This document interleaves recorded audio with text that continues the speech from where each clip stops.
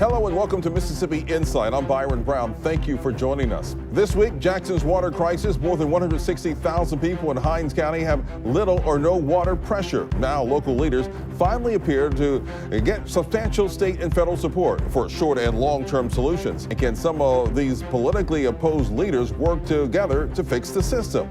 We'll hear from Lieutenant Governor Delbert Hosemann and MississippiToday.org's Adam Ganucheau with his analysis. It's another busy Sunday with lots to cover on Mississippi Insight.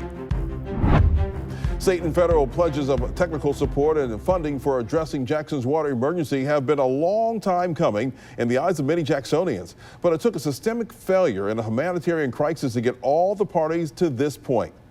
People in Jackson, Byron, and some neighborhoods in Hinds County were already under a boil water order for about a month when flooding from the Pearl River led to a systemic failure at one of the city's 2 water treatment plants. Governor Tate Reeves declared a state of emergency Monday. The state brought in engineers and other contractors to get operations at the O.B. Curtis treatment plant up and running. And about 600 National Guard members are now helping distribute bottled water and non-potable water to residents. And the President of the United States, Joe Biden, approved an emergency declaration. Governor Reeves has regularly held news conferences as the state intervenes in Jackson's water crisis. These next comments are from Friday's presser as the governor met with federal emergency authorities. This afternoon, we did have the chance to be back at O.B. Curtis Water Treatment Plant and to see firsthand some of the issues that the plant is facing. You've heard me sum it up over the last several days. We had a really good day the first couple of days. We had a difficult day yesterday. Today was a little bit better. We had a good day today. We've got more work to do, but again, we're going to continue to work every single day, day and night, to get this resolved. Furthermore, I want to commit that transparency will remain one of our highest priorities throughout the duration of this crisis. I want the public to know what the state is finding at Jackson's water plant and where we are in addressing the ongoing issues. That's why, as I've said previously, we'll be releasing daily incident command briefs showcasing this information. President Biden did swiftly approve the disaster declaration, which is going to give us a lot of resources and flexibility to make sure that we are being able to take care of the immediate crisis. Our top priority today and tomorrow and in the very near future is to make sure that we are getting help to those who need it most. Today, my goal was to make sure that I spoke firsthand with our federal partners who have been here on the ground from EPA and the Army Corps of Engineers, as well as the plant and the mayor, to understand what the needs were.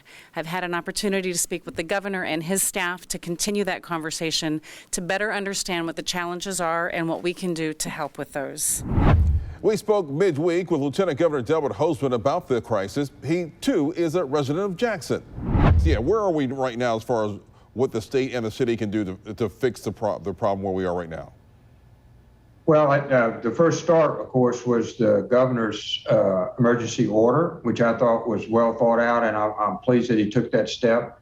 The second was, of course, the President of the United States giving us emergency authority here for the next 90 days, where they'll cover 75% of the cost. We appreciate the White House getting back with Mississippi so quickly on the issue. But these are the short term, the so-called stop the bleeding. That's what's going on now. The longer term is going to require a plan. As Congressman Thompson said, we need a plan on where we're going. That process has begun already, quite frankly, to look at it legislatively, how we could have a grouping of this kind of structure. We've had these before on the Mississippi Gulf Coast and others when we had Hurricane Katrina. So you'll see some legislative process going on now. And with a hope towards we adopt the plan, we adopt who's going to implement the plan and who's going to pay for the plan.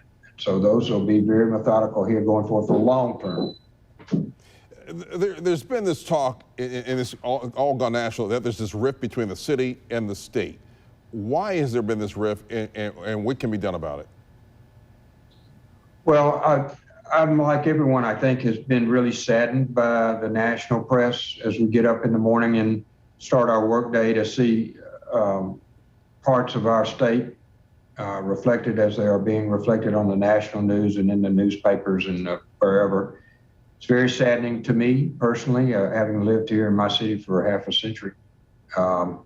I think that Mississippi is a big neighborhood. We've been through these kinds of things before, tornadoes or hurricanes or whatever. What you're going to see is us banding together for 200,000 of our fellow Mississippians have issues about their water. And you're going to see us band together, I think, across all kinds of lines to come up with a solution. And that process has already started.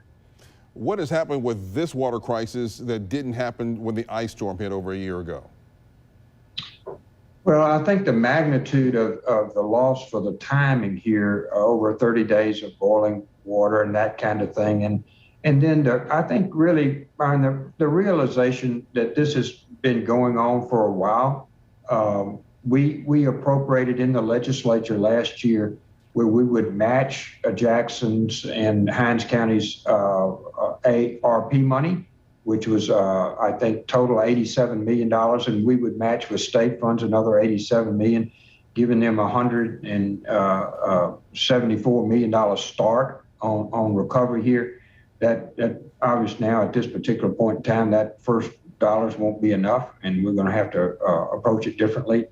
But the urgency of it, I think, has been brought to bear. It hasn't been ignored because tomorrow, on September the 1st, they can apply to match every dollar they put in the ground in the city and in Byram and in Hinds County and in Madison and Ridgeland.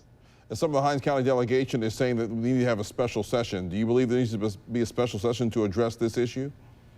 I think that'll be up to the governor. I think right now the most important thing is to get everybody back where we can get our kids back in school and our families fed and the normal hygiene that goes on, our educational institutions back.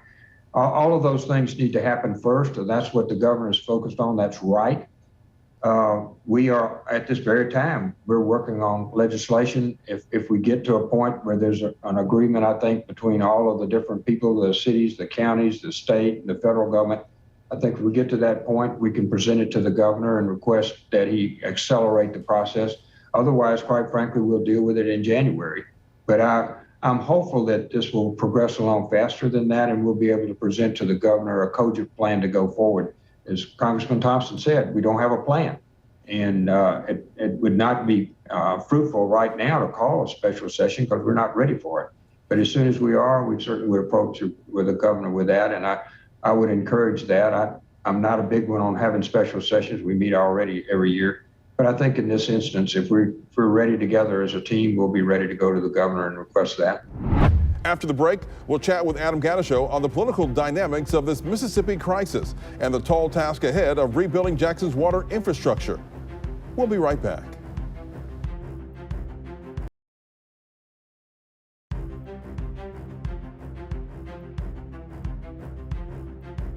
It took a crisis of this magnitude to bring two of Mississippi's most prominent politicians together. Republican Governor Tate Reeves and Democratic Mayor Chokwe Antar Lumumba are clearly placed on opposite ends of the political spectrum. Now these men and other leaders will have to come to terms with how to fix Jackson's decrepit water system and restore service and confidence to the people of Jackson and Hinds County.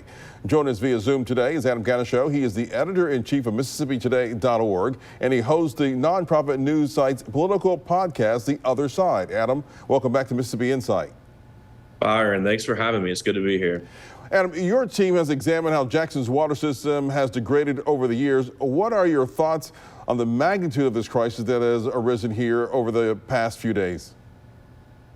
It's such an interesting question that we've really kind of been asking ourselves, too. You know, we in addition to having to cover the crisis, of course, most of us are having to live it. So, you know, there's been that added aspect of trying to understand where we are exactly and sort of what this means both in the short term and the long term. In the short term, the magnitude of the crisis is pretty robust, I'd say, to say the very least. You know, tens of thousands of Jacksonians, capital city, largest city in the state, are without water or with little water pressure. That has continued most of this week.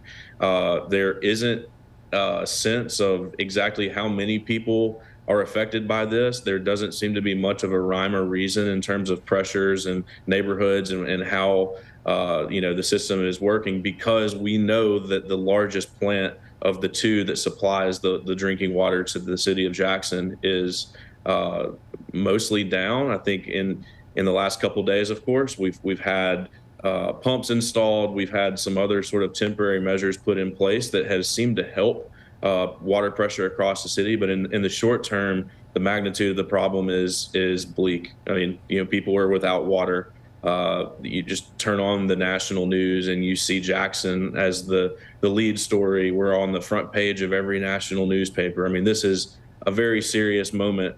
I said that we're trying to determine exactly how bad this is in the grand scheme of things, because, as of course, WJTV has covered, Mississippi Today and others have covered, this has happened several times in recent years, most notably in early 2021 during the big winter storm that came through and knocked out water service to many of the same residents that don't have it this week. But this one's a little bit different because it seems the plant, this large water plant that provides the water to the city, is failing or has failed. So they've put, like I said, some temporary measures in place, pumps and things of that nature to try to get the water back online in the short term. But there's still very much the question of what this means in the long term. Can the city of Jackson actually manage this system moving forward? And if not, what happens? Does the state take over? Does the state, issue some other kind of measure? We've written a lot about that this week. I'm sure you'll want to get into some of that too. And then, of course, the feds. The feds, for really the first time, have, because of President Biden's emergency order, come in and helped cover a lot of the costs for the short-term necessary repairs this week. So magnitude-wise, it's pretty much as bad as it gets. I want to look at the dynamics between Mayor Lumumba and Governor Reeves. We said in the introduction that these men are at opposite ends of the political spectrum. Talk about the risk that each politician faces if they cannot work together to end this emergency. My colleague Bobby Harrison wrote a really great analysis that you can find on Mississippi Today's website this weekend. It's about this exact question, Byron. No matter what has happened in the past, we know that Governor Tate Reeves has little or no respect for the city of Jackson, certainly the city of Jackson's leadership. We know that Mayor Chokwe Antar Lumumba has very little respect for state leaders, including Governor Reeves. They have both been very much on the record over the last few years in saying those things and being critical of the other side. I just mentioned this long-standing tension between both sides, and unwillingness from state leaders who are mostly white Republicans toward Jackson leaders who are mostly black Democrats. That tension has existed for years, and state leaders have refused to do anything meaningful to help the city's water crisis that has existed for a long time now. Bobby Harrison's analysis this weekend on our website is it makes the case that, look, despite this rocky history between both sides, the city and the state leadership side, the path forward is not going to be easy. It's going to be rife with sort of cheap shots and political talking points and bickering between both sides. But the best path forward is for them to overcome that and really be a united front on this. And for the most part this week, we saw that from both Governor Reeves and Mayor Lumumba. The obvious difference there, I mean, one key thing that everyone noticed is that they're doing separate press conferences. They haven't been, with one exception, they haven't been on the same podium together talking to constituents, residents of Jackson about the crisis and where it stands. And then, late in the week on Friday, there was some back and forth between Governor Reeves's communications team and the city leaders about an announced press conference. I mean, it's just, it got a little bit snippy there, really for the first time later in the week. But I think generally speaking, the politics of this, it's difficult, Byron. I mean, these sides, like I said, have a long history, and it's not just the two principals in the room right now, in Mayor Lumumba and Governor Reeves. This is a long-standing thing. Generations of Jackson leaders have been fighting with generations of state of Mississippi leaders. So there is bad blood. There's a lot of history, but For the most part this week, I think it was nice to see that things didn't go completely off the rails in terms of the public back and forth between both sides. But if this is going to be fixed, if there's going to be a long-term solution that can actually benefit the city and the state as a whole, because it benefits the capital city, both of these sides, these factions, these leaders in Tate Reeves and Antar Lumumba need to come together and figure it out. Do you believe that the people are tired of the bickering between the two sides and will force them to work together? Absolutely. I mean, good luck telling, someone in South Jackson standing over the 15th pot of water that they're boiling this week just to, bathe their child, or the parents across the city who have no concept of when their kids may be going back to school in person because water pressure has been so low. Good luck telling the people who are waiting in, mile-long car lines of waiting for bottled water that's being handed out by the National Guard that the politics of the governor and the mayor matter right now. I don't think anybody cares about that right now. I think what people care about is getting a reliable water system back online, and that there is some sort of plan that everyone can agree on and work toward for the long-term future of the city and the state as a whole.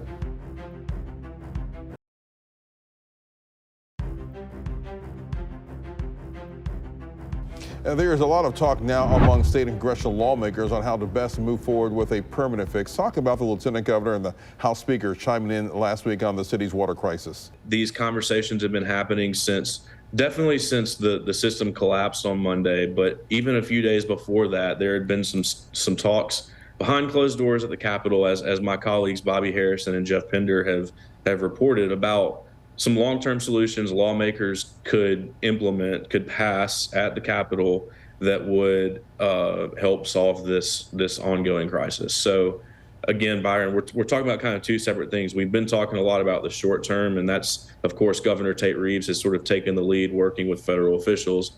This is now all about the long term, right? We're trying to figure out long term, what can lawmakers do policy wise? What bills, laws can they pass to not just be reactive when the system shuts down like this during a flood or during an ice storm or whatever. This is more about long term, how can it work? So my colleagues Bobby and Jeff have reported that there are four main ideas being talked about at the Capitol. One is a complete state takeover of the water system. The second is a conservatorship type program where the state would temporarily take complete management and control of the water system until certain benchmarks or thresholds were met, and then the state would then hand back over control of the system to the city once those things were taken care of. The third option is a regional water system of sorts. That's something that I think Lieutenant Governor Delbert Hosemann has been working toward, and he supports that. And the fourth would be privatization, which that has been on the table. Even the mayor himself has started to kind of publicly pitch that as an option that the city could take moving forward too. And long time speculation that state leaders would love to sell this water system to a private company as well. So listening to Lieutenant Governor Delbert Hosemann and Speaker of the House Philip Gunn, of course, the Republican white leaders on both sides of the Capitol who really have the control over policies that are passed or killed there. It sounds like I said, Lieutenant Governor Hosemann is very much in the camp of this regional water authority idea. It basically would formalize or create, reinstitute perhaps a system where every municipality that uses the system would have a vote or two or three or whatever on a new board that would be created to oversee the system. So that would take control of it from the city itself in terms of how we operate it now to this system. There are parts of unincorporated Hinds County that use the city of Jackson's water system. City of Byron, which is a new city, uses the system as well. And then we have several other in Madison and Rankin County, several other utilities and municipalities using the Jackson sewer system. So this new regional approach would basically put all of those stakeholders at the table to run the system. That would effectively take it out of the hands of the city. Speaker Gunn hasn't necessarily put any support behind any specific one of those 4 plans. He's, to me, I'm reading between the lines here, but the public statements he's made makes it seem like he's not super interested in anything until something's agreed upon first. You know, he doesn't want to come into a special session, certainly, without a plan being in place first. You know, that's a pretty long-standing ideal that lawmakers in the modern era have kept up with. And just generally speaking, you know, thinking back to the ice storm in 2021, Speaker Gunn he didn't have any appetite, it seems, to help the city out in any way then. I'm not really seeing much public comment from him other than acknowledging that something needs to be done broadly, that shows that he's, you know, working on a specific plan right now. So, you know, we'll see how the two leaders come together, if they can, in these negotiations. Adam Ganucheau, Mississippi Today, thank you for joining us. Always good talking with you. Thanks so much, Byron. All right, and we'll be right back. Big thanks to Lieutenant Governor Delbert Hosemann and Mississippi Today's Adam Ganucheau for joining us this week. Monitor WJTV.com for our continuing coverage of Jackson's water emergency 24/7. And we'll be back next weekend with more of the political and current affairs coverage that you demand. I'm Byron Brown from all of us here at 12 News. Make it a great weekend.